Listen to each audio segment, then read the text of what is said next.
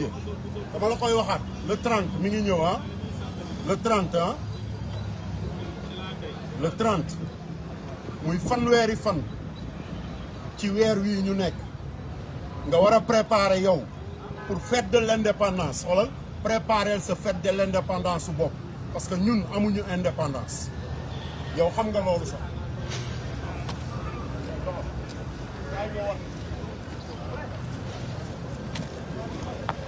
vidéo bi man gëj naa ci Facebook bi ah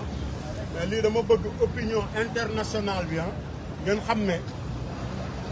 ñii di Benno Bokk Yaakaar ñuy Benno tas yaakaaru askan bi ah tasati nañu yaakaaru beneen doomu sénégalais moo tax bu Petit Antoine génnee naan non dañuy protéger benn jeune sénégalais wala dara koo xamante ni bitig bi mu yor matul sax 3 mètres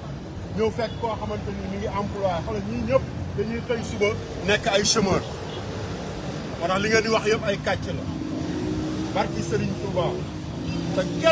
kenn ku yàlla bind ci yéen muy président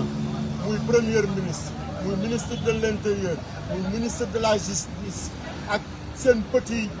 xam nga menteur boobu amul kenn ku ñu mën a téye ñun kenn mënuñoo téye te Ousmane Sonko mi tax képp ku ànd ak moom ngeen di wër di leen yàqal wallahi billahi ku ko laal dee barke maam Cheikh Ibrahima Fall ku ko laal dee waxoon naa leen ko bi ma koy wax boobu xoolal Adji Sarr ñëwagul xam nga li ma la wax Mame Mbaye mbaam bi ñang ñëwagul woon yaa ngi dégg li ma la wax parce que ñun ñooy doomu sénégalais yi te la ma waxoon bis bu nekk day exister wallahi billahi ñoo ngi seen kaw te duñu leen bàyyi ilaa yow mi diin ñëwal ñun xam nañ lu domaine national moom ah ñëwal